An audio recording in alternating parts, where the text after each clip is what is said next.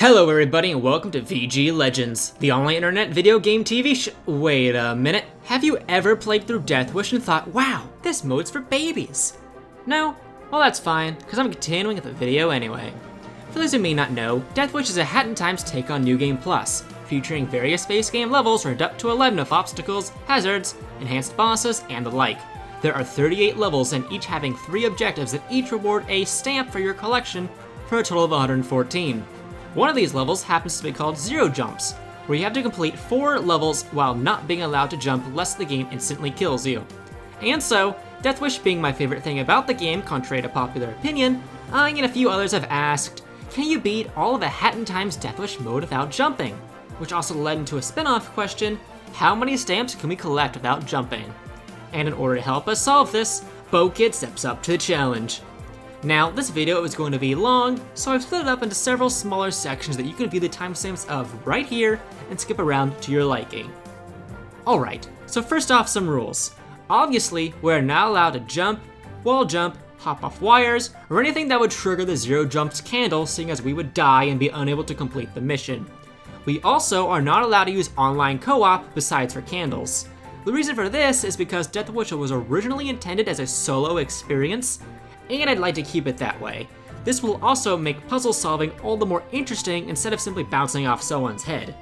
And of course, no gameplay altering mods or assist mode in Peace and Tranquility, seeing as all of these will make the mode far easier and less of a challenge. What is allowed though, of course, is cosmetic mods, usage of the jump button as long as you can complete the level without or before dying, glitches, and down patching. As for the last one, it's a bit of a gray area seeing as down patching can potentially trivialize some things, so we will only use it as a last resort after all options are exhausted for a particular level. So if we can't jump, how are we supposed to do anything? Well, thankfully, our friendly neighborhood ice hat has what we need. If you press the hat ability button for the ice hat, you will go into the air, turn into ice, and slam down. However, if you let go of the hat ability button while you're in the air, you'll stay in the air, and you can then do an air dash, climb up walls, move, etc. as if you had normally jumped. And the height of which is actually a variable that can change based on how you perform the ice cancel. In order to make the video less wordy later, I'm going to go ahead and front load the 6 techniques we're going to be using throughout the video and what they are. Max height. Max height, as I've dubbed it, is what I was alluding to a moment ago. Basically, the shorter you hold down the hat ability button before you cancel the ability, the higher that ice hat will take you. As you can see in this scene comparing a perfect max height versus a standard cancel, you can double your height and go almost as high if not a bit higher than a regular jump. To best achieve this, you really just want to flick the hat ability button. Don't hold it down, don't tap on it, just flick it with a little bit of weight to it. Cancel momentum. Confusing name aside, this refers to the movement you can make just after canceling your ice hat. If you move in a direction as soon as you ice cancel, you'll move a little bit in that direction. Jump storage. If you hold down the jump button during a dash and you don't let go, it will never trigger the candle. You will be allowed to climb up walls without it ever hurting you. Hat switching. The ice hat's cooldown is so short that you'll be able to swap to a new hat and use its powers while you're in the air. It's not incredibly useful, but if you need to swap to Dweller's Mask or use Time Stop to safely make it to a platform, then it's very good knowing that you can do that while you're in the air. Super climb. Super climb is when you are up against 2 parallel walls that are like a hat kid's length apart from each other, or are at 2 walls that make up less than a 90-degree angle and constantly spam your crouch and dash button. If you're positioned right, you will zoom upwards to the top without ever having pressed the jump button. And lastly, super slide. This game has very weird physics. As such, if you dash onto a sloped object, you could fly high and fast into the air to reach otherwise impossible places. Whew, that intro sure was long, wasn't it? So without further ado, let us begin for the very first Death Wish in the game, Beat the Heat. Now surprisingly, Beat the Heat is not actually all that difficult.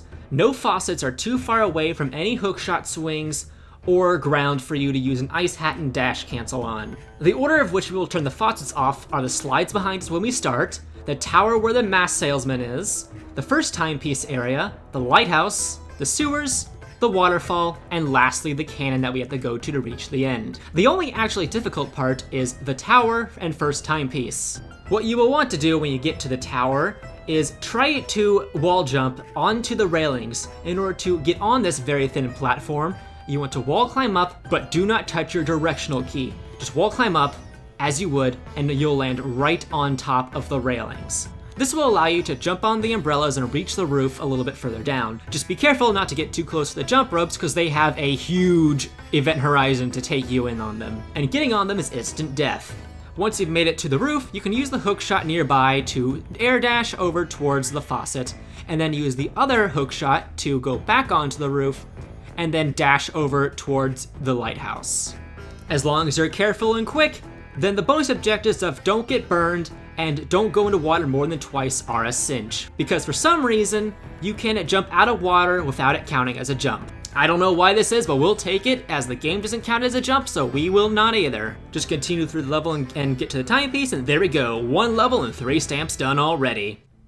Next is So You're Back from Outer Space. Now, already this level seems impossible. There's a nice huge gap over there, and we are boxed into this small section. How are we supposed to get over there? Thankfully, a very good max height with jump storage will allow us to just barely get to the edge of the platform, which, because we've done jump storage, will allow us to climb on top of it without it actually killing us. The same trick works for the next platform part that is after the pipes. And then again for just after that to get to the Mafia flag. But as it turns out, despite our best efforts, the cannon at the end of this section is just out of reach for us to make it to the next part. It looks like already mission failed. Or so it would seem. Turns out, thanks to Epic Yoshi Master for discovering, if you go to the bottom left of the Mafia flag and then do a nice long air dash out of the corner, you are able to land on the ground. Normally, you get warped back to the start when this happens, but for some reason, the warp zone does not work here. Therefore, if you then are able to tiptoe around, careful not to trigger any warp zones around you to get sent back to the beginning, you can climb all the way up these rooftops to get to the hook shots, which can then let you swing directly into the timepiece within a 20-second time span. Hooray! 2 stamps! But we're not done with the level just yet, we now need to kill all the UFOs. Now, the first few UFOs are simple enough. We pass them as we make it to the Mafia flag, but how do we get to the last 4? Well, thankfully, the warp zones of this level always are fixed. They will never change no matter where you are. Therefore, if we make it to the timepiece, but don't actually grab it, we can kill the 2 UFOs on the platforms right next to the timepiece. Then, we can fall down right where we are, and we'll be warped to the middle of the section we would be at from the cannon. This allows us to go back a little bit to get the 6th UFO, and we can then fall down yet again to go to the very beginning of the section to kill the last UFO. Hooray! That makes 6 stamps. Next is Collectathon. There's not really much to talk about in here. Mafia Town is a very rocky place. There's nothing really too high for us to ever get to, thanks to how bumpy it is. As such, this mission is really just a little bit longer, thanks to not being able to jump. Take the same route you would take to get all 3 bonuses, and you will just as easily get it without jumping. Next up is Vault Codes in the Wind. Because of how high we start off on the level, we want to go to the lighthouse first. Otherwise, we would waste too much time trying to climb up to get to the lighthouse, and we only have 30 seconds to get each ticket. The lighthouse will also allow us to very easily get to the black tent by bouncing on the umbrellas and the hook shot below, which is then as well right next to the waterfall ticket. And the waterfall ticket happens to be right next to an ice platform that happens to take us to the very top of the level that allows us to quickly rush over towards the docks and pick up that ticket. However, this is where the trouble begins. After you get the docks ticket, it is a race against time. You have absolutely no room for errors as you make it back up to the top to get to the safe. You need to bounce up on the ice platform that's right next to the docks, which will send you right to the first timepiece. Quickly run up the stairs, ice hat onto the flower bed, and ice hat again on top of the rocks above. And then you'll have to ice hat onto the roof, and ice hat onto the balloon, which will send you right onto the safe. With perfect execution, you should make it there with just a second to spare, where you can then fall right into the timepiece. As for the Killing 10 Mafia bonus, since you don't even need to complete the level to get this stamp, all you have to do is make some time to kill 10 Mafia, because you have plenty of time between each ticket to kill a few, and it is only getting to the safe that is the actually tricky part of the level. Next up is Rift Collapse Mafia of Cooks. Surprisingly again, this level is not actually all that difficult. Nothing is really different compared to how you would do this normally, as long as you can perform good max heights, except for one part. In the fourth room, you will have to go from one lower island where a bunch of Mafia are rolling meat into a higher island where the portal to the next level is. Now, ordinarily, there are no good ways to get up to that spot. The spring does not give you enough height and distance in order to make it to the top, and of course, your standard ice hat is not going to cut it. Thankfully, super sliding exists. You see these two firework rockets that are facing the platform we need to get to? If you are able to slide just right on the left of them, then Bo Kid will be sent flying high into the air, just enough to make it to the platform at just the right height to where she could automatically wall climb over and get to the end. Then it's just going to the portal, making sure you have enough pawns, and going inside and get the timepiece. And if you're able to perform this well enough, then the 30 seconds remaining bonus is absolutely a cakewalk. But sadly, we cannot collect every pawn in the rift.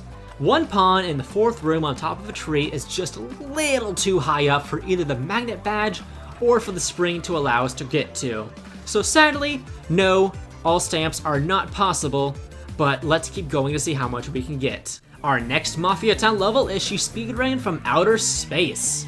Using the exact same tricks we did in So You're Back, we are able to make it all the way to the Mafia flag. The issue though comes with trying to get past that. The platform we need to get to is too high up for us to climb through the wall because of the fact that we cannot wall jump. However, if you go to the leftward part of the beams and hug the beams and then ice cancel and dash cancel, you'll be able to stand on pixels on top of the flower bed. Then if you do another ice cancel and dash cancel, you will wall climb up to the very top of the beams. After this, it's simply doing a very good max height to get to the top of the rightward beam, and then performing another good max height to get to the upcoming platform, and finally the last platform the timepiece is, where you can then use the ice cancel to get to the timepiece. In order to clear it in 1 minute and 20 seconds, you just have to be an absolute master at the route. Mafia's jumps is the exact same level, just without the timer, so the fact that we could do She Speedran also means we could do Mafia's jumps. And now for the final death wish related to Mafia Town, Encore Encore. This is an incredibly frustrating level. Mafia Boss is already hard as it is in this level with all his bonuses, and not being able to jump just makes this all the more terrifying. The biggest obstacles are his move, where he'll twirl around the arena several times. The best way to avoid this is to max height air dash cancel into either corner as he comes towards you. The corner is also a great way to avoid the Mafia goons and sandbags that he will drop, seeing as for some reason, they are just out of range to hit you there no matter what. In phase 2, he will begin going back into the arena and throwing his weapons at either corner and then landing in your current position. The best way to avoid the weapons as they come towards you and toward the boss is to do a good max height with an air dash. Otherwise, there's nothing too different about this phase. But in comes phase 3 with the Mafia Ball. The Mafia Ball. This move is already a glitchy mess as it is. You want to wait until the opening in the Mafia Ball is just about to reach a 90-degree angle, ice cancel onto the very edge of it. Then, if you don't move, she should be able to bounce onto Mafia Boss and hit him right away, canceling the Mafia Ball without issue. And of course, lastly is the Mega Charge. This move actually, for some reason, is not very bad. There's a rhythm to it that you have to go into, and that is to ice cancel, dash over 2 sparks, then ice cancel over 1 while moving backwards, and then repeat that 2-step process until he turns blue and you can hit him. This will also prevent you from being hurt by any of the sandbags falling down, which really is the key to the bonus of one-hit hero besides what I said earlier, and that is just never stop moving.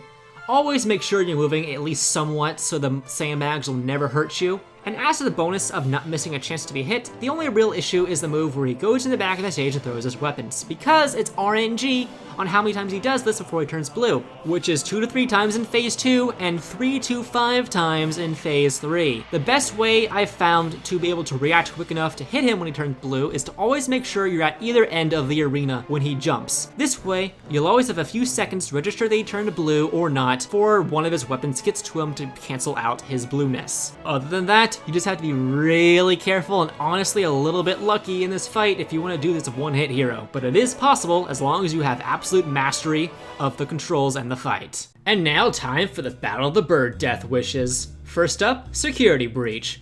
Now really, this level's no different than it is in regular play. The only obstacle would be getting past the conductor, which you can do in one of 2 ways.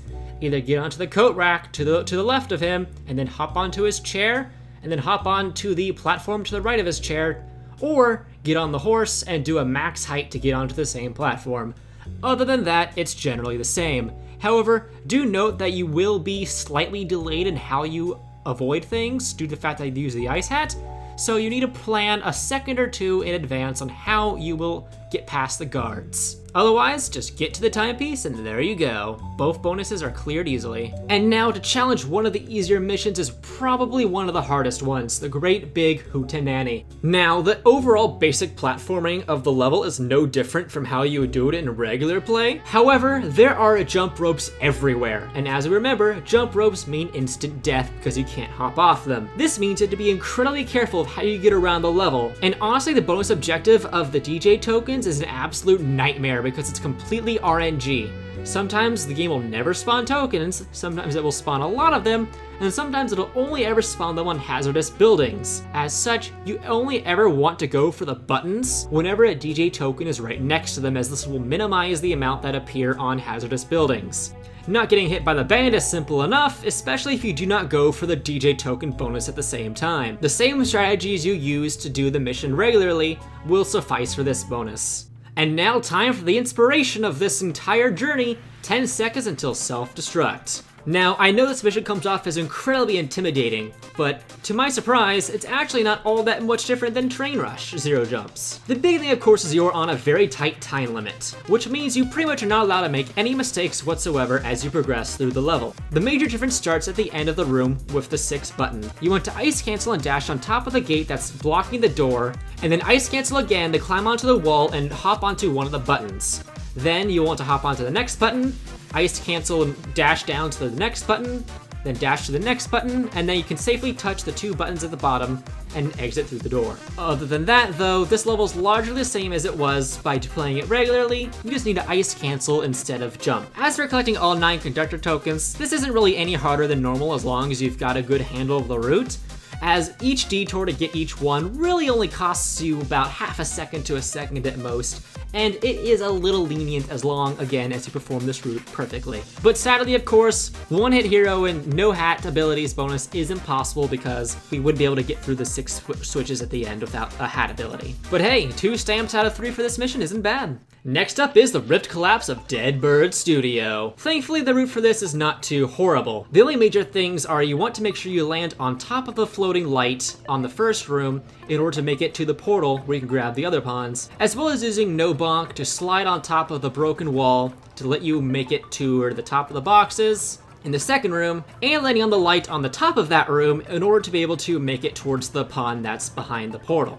Then to easily make it towards the third room, you want to go under the debris that the portal is on in the second room and ice cancel on the light, where the loading zone is just in reach to take you there without actually going into the portal. This is where the trouble begins. You need to perform a very precise max height air dash cancel to get as much height as you can to be able to climb on top of the first platform the owl's patrolling. And again, in order to make it towards the next section. Continue through until you get to the pawn that's right next to an electrical box. You need to position yourself just right to where you're just about touching the corner of the black metal piece in the floor, while also facing right between where the far-off support and the metal box are.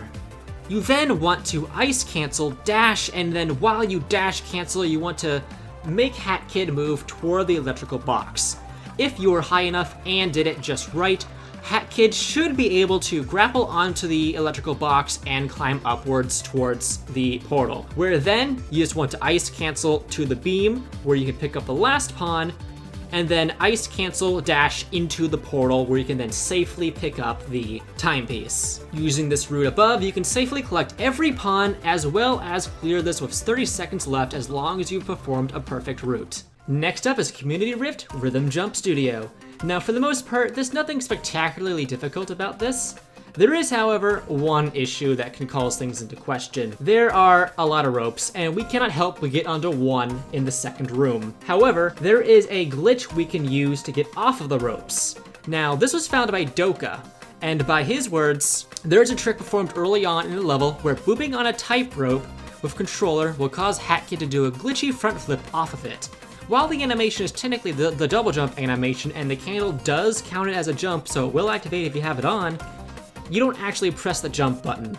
and it's the game forcing you to do this with you not being able to do anything with it. So, on technicality, we are going to count this as jumpless, even though the zero jump count doesn't agree with it, because you never actually press the jump button. But other than that, the other tricky pawn will be the last pawn we grab for the same room. You want to get to the very corner of the support and then do a super climb. A successful super climb will allow you to get to the very top where you can grab the pawn and reach the next room. You want to make sure you've gotten the exact number of pawns needed to get to each level, except for the third room where you will want to get a fifth pawn to make the last room doable, because there are not enough pawns within reach of that last room to make it in. In fact, because of that exact fact, then the bonus of collect every rift pawn is not possible, sadly. Neither is collecting every page, because one page happens to be with one of the pawns that we cannot get to no matter what. So sadly, only the first stamp is clearable on this mission. Lastly is killing 2 birds. Thankfully, this mission is really no different than it is in regular play due to the extremely flat arena and how these guys' moves are. Phase 3 is a big pain. However, thankfully, the ice cancel does give you enough height to be able to dash over the cars in Phase 3 and hide in the corner as you normally could. Other than that, it's simply being very careful, and clearing within 100 seconds is just as easy, because there's nothing that really changes in your aggression. However, hitting only one director is incredibly tough, purely because Phase 3 is extremely long and again is the most difficult part of this challenge. You need to have good RNG to where both directors either use the exact same moves at the exact same time, or use different moves in an alternating pace, whereas in one uses the move, and then 5 seconds later the one uses another move. These two options will allow you to mostly safely get Phase 3 done, however, otherwise you will be in for a very rough ride. Once you make it past Phase 3 though, it's simple. You just want to always make sure you are jumping in the air, and you will do fine. But the party don't stop, let's move on to Subcon Forest. Speedrun, well, for the most part, is the same as it would be to get to the 125 bonus with jumps. On the outside, you want to dash between the tree and the well, using no bonk to quickly go inside the well. The major difference is now inside the well, once you've made the water start running, is you want to ice hat cancel and dash into the gust of wind. Do not cancel though, you will automatically cancel when you go into the wind. Then you just want to ride the hook shots upward, activate the wind on the second pipe by going near the spider, and making your way out. You can also now safely hop outside the water and dash in order to get to the timepiece quickly, because again, dashing out of water does not hurt you. Quality Time of Snatcher is honestly not that different from the regular thing. The only move that changes in how you should avoid it is his ground pound move, because that summons shockwaves. Now thankfully, the shockwaves will lower in height as they approach you, and if you just do a dash cancel on the ground, then you'll be able to safely avoid it no problem. Otherwise, you can also go to the very edge of the arena and let him trip you, where if you're on the edge of the arena, it will send you high into the air to do that, which can hopefully get you out of the shockwave's harm. Otherwise, surviving 6 minutes is no challenge, just be attentive. Rift Collapse Sleepy Subcon is again not really all that different. The only issue is trying to get into the first portal. Just want to get on the rock and do as good of a max height as you can, and you'll be able to slide right on in.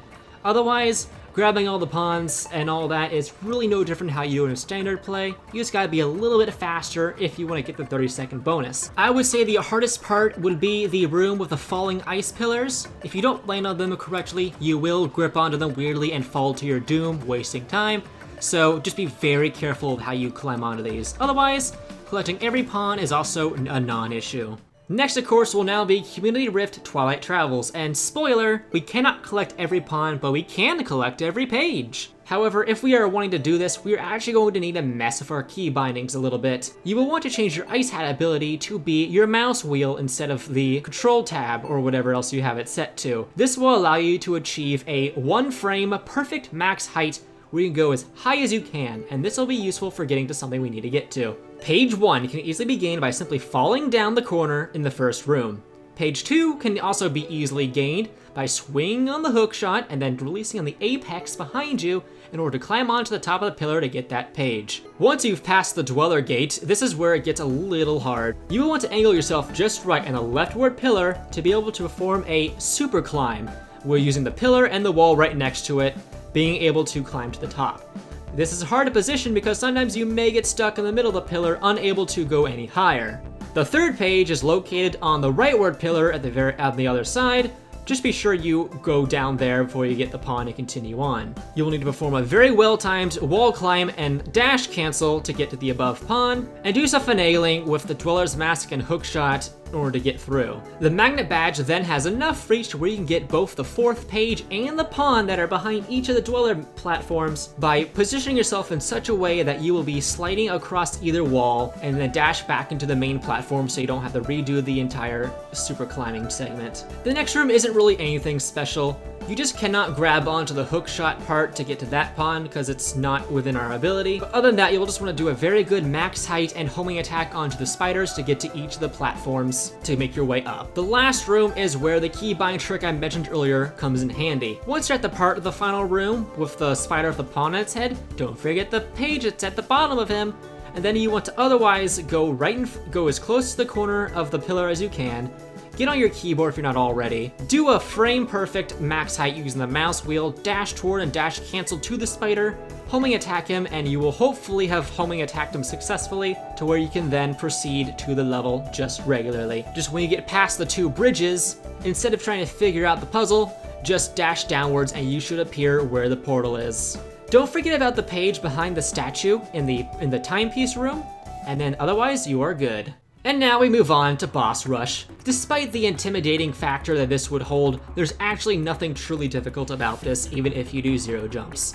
Now, of course, there are a few issues in getting the don't miss a chance to be hit bonus. The first of which is the Mafia Ball, which you can thankfully treat largely the same as we did in Encore Encore. Thanks to the fact it's not as fast as in Encore Encore, this shouldn't be as horrible to get into. Next up, of course, is the toilet. If the fruit explodes without damaging him, it will fail the bonus.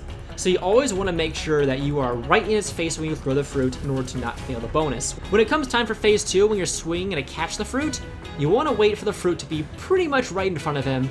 Then you swing into it and throw it immediately for it to go right into his face without issue. Climbing up him to get to the fruit bomb is also a non-issue in phase 3. Other than that, you just want to be careful of his shockwaves. For a mustache girl, again, same as you would try to do it otherwise, just be careful. And for phase 3, once again, as if the fruit explodes without ever damaging her, then that fails the bonus. Once she gets to her enough phase, you just always want to be calm and wait for her to use a move that will leave her open, as well as constantly moving in one direction, watching your feet to make sure that no timepieces are going to slam onto you.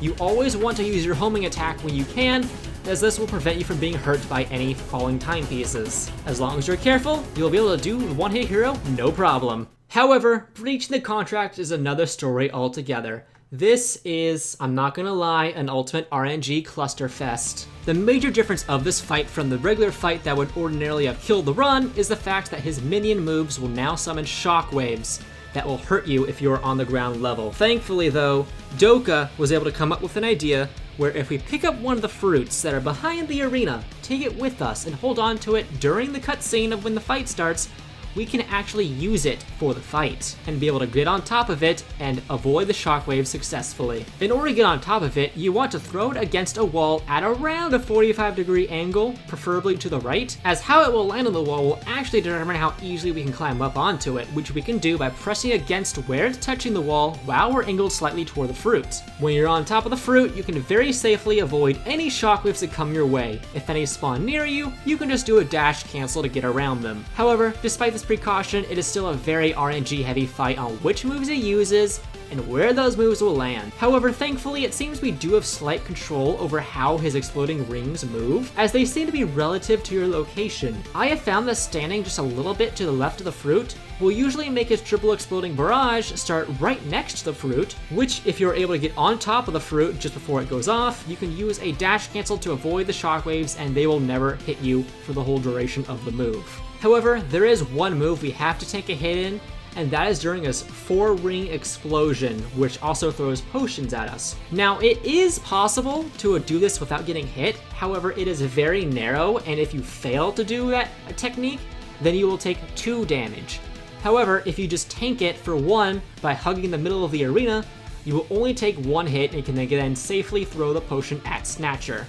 His other hit to make him vulnerable, his Whack-A-Mole, is avoidable the same way that it is in Quality Time of Snatcher. Just make sure you wait for his shockwaves to lower in height and then dash cancel over them. Just be sure you stay relatively close to the fruit, because right after you hit him, you want to be sure to go on that fruit right away, or else you will risk getting bombarded by a shockwave depending on what move he uses next. But that's really just the general rule of this fight. Always stay near the fruit if you can help it, because you never know when he'll use a move that requires you to use the fruit to avoid. Then if you have the ultimate RNG, you will be able to do the don't fall to 1 HP bonus as well. However, there's only one way to get the don't hit with one umbrella, and that is down patching to patch 1.5. In this patch, you will be able to position yourself in such a way where you can actually hit him inside of his pool. You can hit him very fast doing this and can get rid of all 8 of his health within seconds. Then if you're able to get on top of where the timepiece will be before it spawns and then it begins to spawn, if you press restart Death Wish just before the timepiece is grabbed by you, then you will die but have successfully completed the level, and for some reason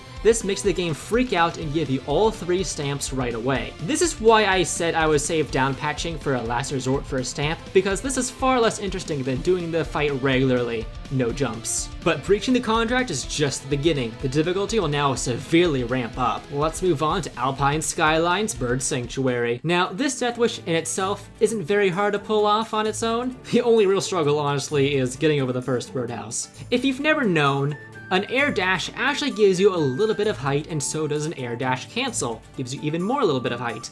So you want to stand in the middle of the bird rest on the first birdhouse, do as good of a max height as you can, followed by an air dash and an air dash cancel when you've gone as high as you can for each of them, and you should be able to wall climb up the birdhouse relatively okay. Other than that though, it's simply going through the bird sanctuary as carefully as you can to make it to the end. When you get to the part where you have to go across the 2 nests in the long birdhouse with the multiple exploding birds below, I like to use time stop the moment I land to the ground and then dashing through, which will give you just enough time to get through without triggering their exploding eggs or getting the Elvis crows on your ass. Just treat the level the exact same way you would with the one hit hero badge on, and it's a cinch. However, the killing 6 Mafia goons bonus is another story altogether. The first one is easy enough as it is. However, the one behind the Dweller platforms requires some finagling. Instead, you want to make your way towards the 3rd Mafia that's inside the birdhouse, but instead of breaking the box, go on top of it, and then you'll want to dash on top of the house. You should super slide to the very top of the house, where you can then make your way over to the other house, which you can then safely drop down to kill that Mafia. You want to be careful though, or else you'll hurt one bird.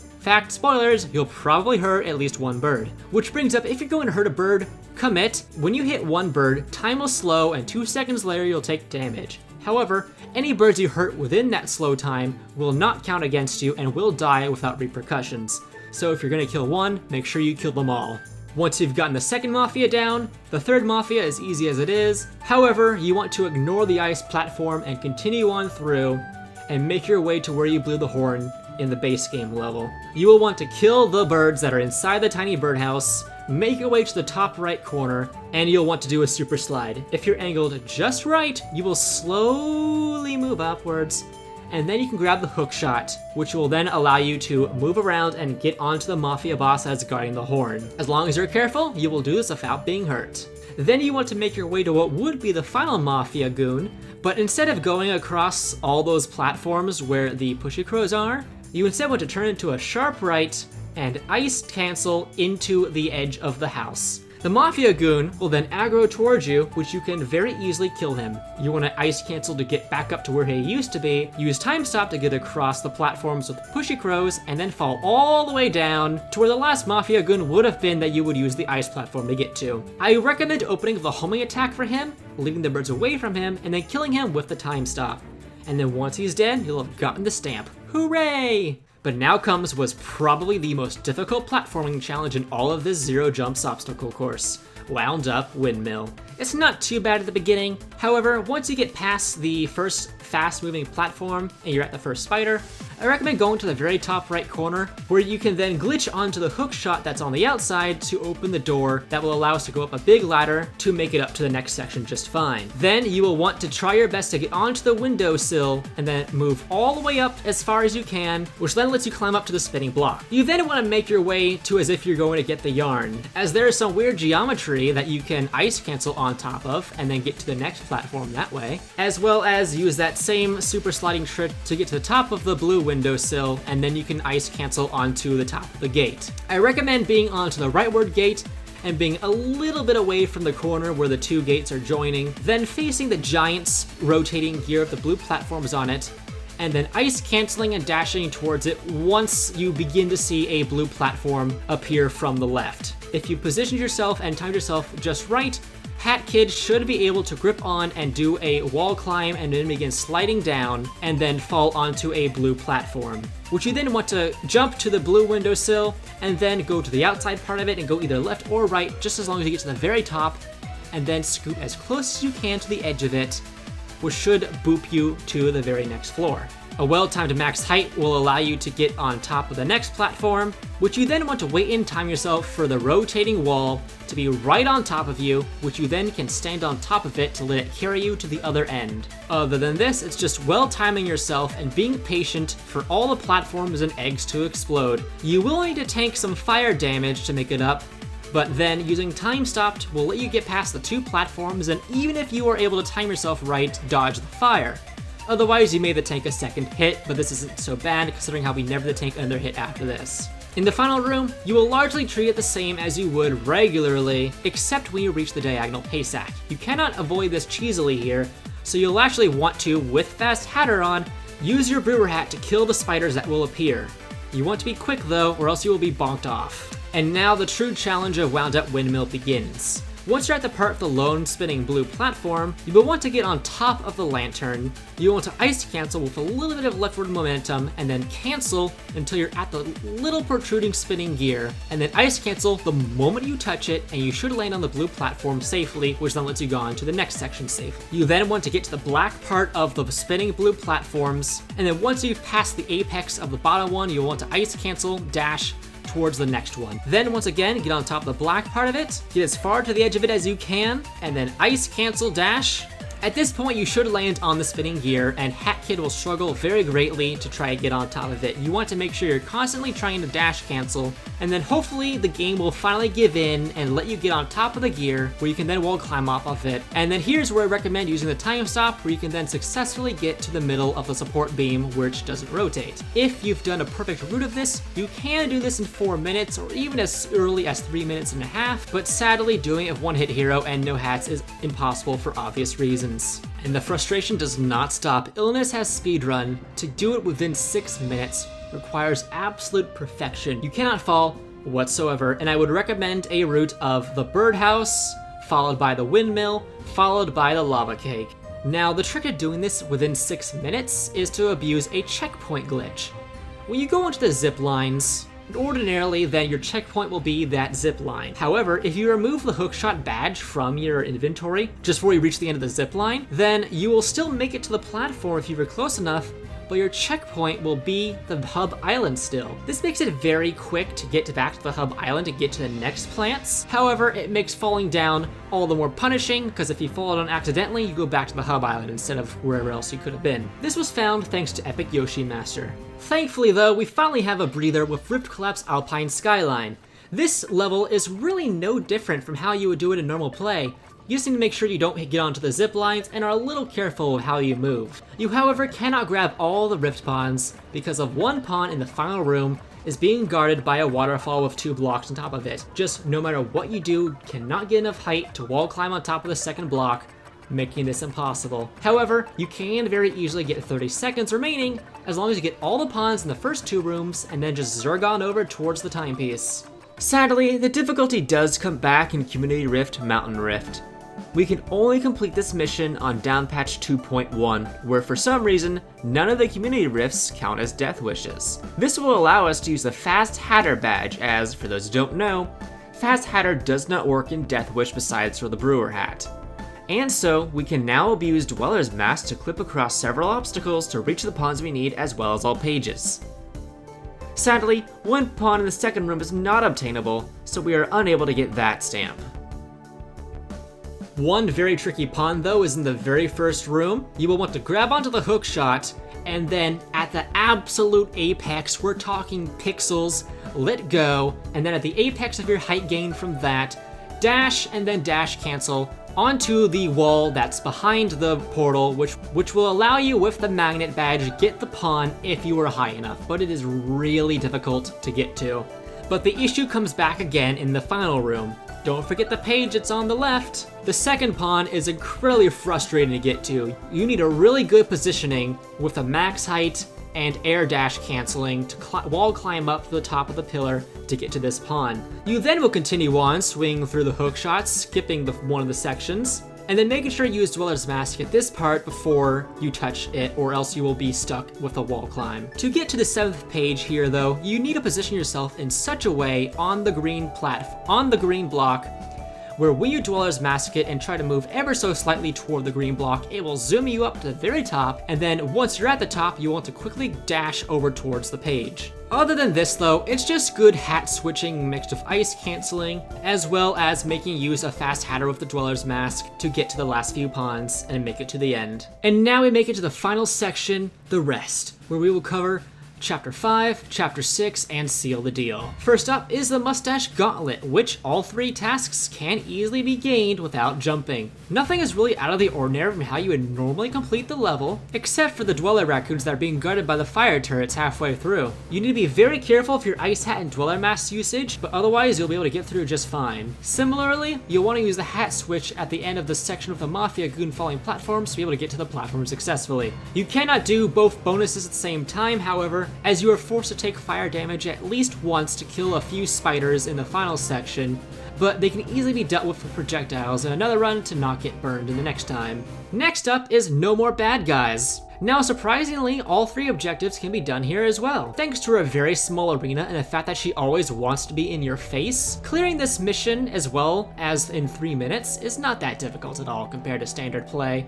Just be careful with the shockwaves and you'll be okay. However, if you don't use hats, this is where it becomes tricky. And the only way that I could really do this was by down patching to patch 1.5, where, if you stand still, her laser beams cannot hurt you. This gets you through the first 2 phases alright, and in fact I did discover her second phase of the Mafia Ball will only ever dissipate when she is hit with a laser beam. So if you're able to stall one of her attacks to be another laser beam, you can then hit her 7 times in that second phase instead of 6, which allows her third phase to be reduced to 7 hits instead of 8, which does help you. Because every time she uses her shockwave in the third phase, you have to take 2 damage. This means you cannot survive more than 1 shockwave on the third phase. This means that the third phase is highly RNG that she never uses more than 1 shockwave. Other than that, it is playing regularly. And when you get to the final phase, just stall. Keep stalling. The only time you ever want to hit her in her final phase is when she uses her laser beams, which you can do by doing a very good dash cancel on the ground while she is right next to you and mashing that attack button. Otherwise, just keep stalling, avoid her attacks no matter what. The shockwave here thankfully can only hit you at most 1 time, and the healing is frequent enough to where, with a little bit of RNG on your side, you can do this. However, you are going to have to jump to get to the timepiece, but you can grab it and it counts for you before it kills you, so we're counting this. Now it's time for Rift Collapse Deep Sea. How much harder could this be? We've done all the other ones, right? Well, sadly, hate to break it to you, but this mission is utterly impossible. While you can get to 1 pawn without jumping, the others are too out of reach for you to get solo. Not to mention, even if we could get these pawns to get to the next room, there are far too many large gaps and tall walls for us to ever get through here. However, Deep Sea is not required to get access to seal the deal, and we already have enough stamps for that, so could Death Wish still be possible? Now, even though Deep Sea isn't possible, let's just see if Cruising for a Bruisin' is, which, yes, all 3 stamps are possible. All it requires is absolute mastery of the ship layout and how to handle all the tasks. There's no real golden trick to this, it's a little bit of good RNG, and as long as you're great at max height, and you know the optimal path to each task, yeah, nothing really is different from regular play. The only actual difference to how you have to route things is that in the hotel area, you cannot climb upwards, at least not easily, so it's really not worth the effort. So if you ever need to go to the upper part of the hotel, just come from the upper pool area and you'll be just fine. However, if you fall into a washing machine, you are dead. Even though you can jump out of water safely everywhere else in the game, for some reason, you can't do that here. If you jump out of the water from a washing machine, the 0 jump candle will activate and kill you. And now, the coup de grace.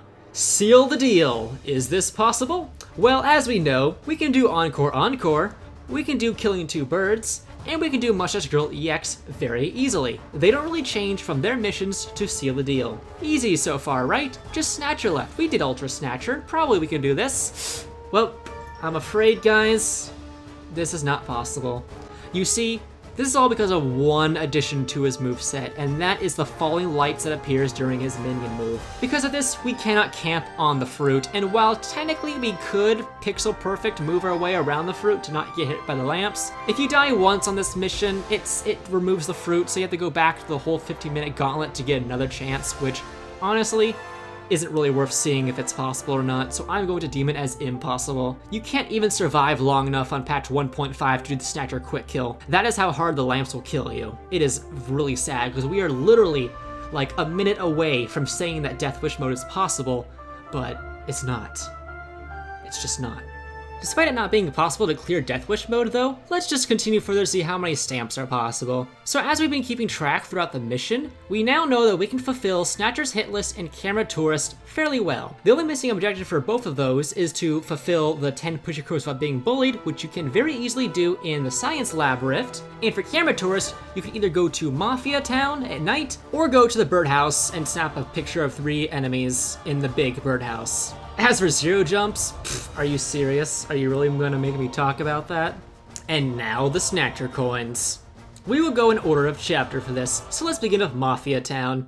This one requires a little bit of effort, but nothing too horrible. You want to finagle good max heights to get to the top of the roof by climbing on the golden statue and trees. But then you want to position yourself just right on the floating island to be able to land right on the bell tower where the second Snatcher coin is, as otherwise we will not be able to get to it. Then it's simply making your way to the Snatcher coin below the tower, and that's not really any difficult to get to. However, Deadbird Studios wanted to be difficult right off the bat.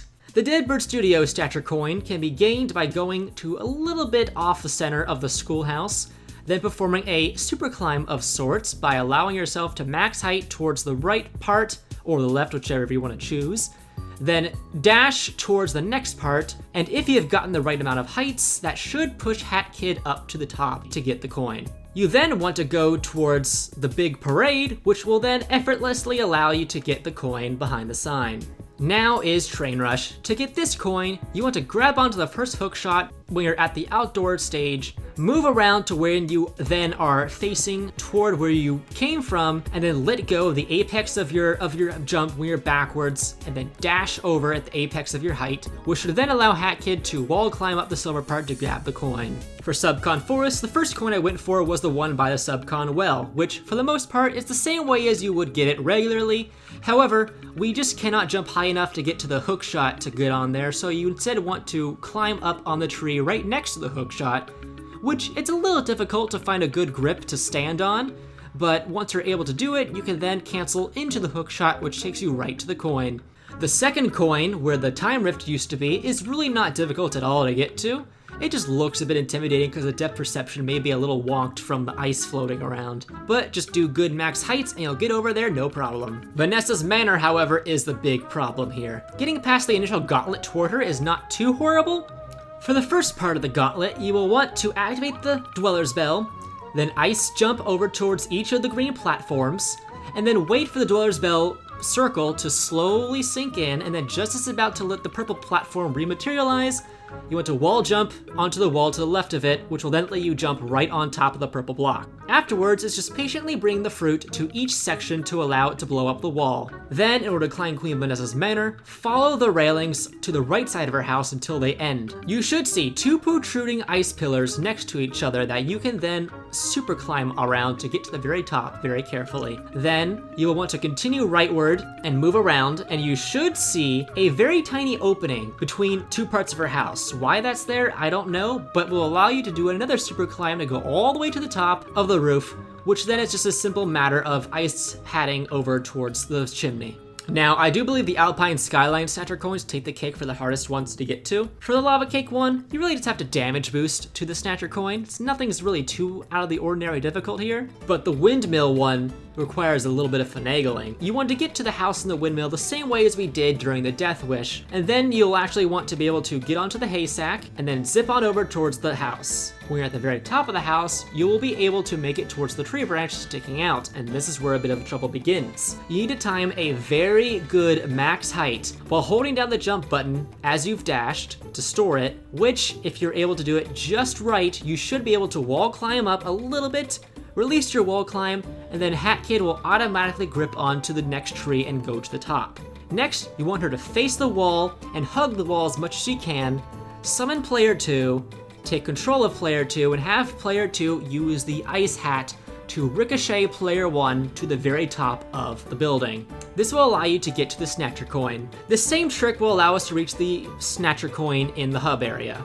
Go to the Twilight Bell zip line and hug the wall, summon player 2, and have her ice ground pound the other kid to the top. If the player being launched up uses the hat selection wheel the moment that she's launched up, this will magnify the super trip to allow her to reach the top of the wall. After that, it's just a matter of using good ice hatting mixed with no bonk badge to make it to the Snatcher Coin.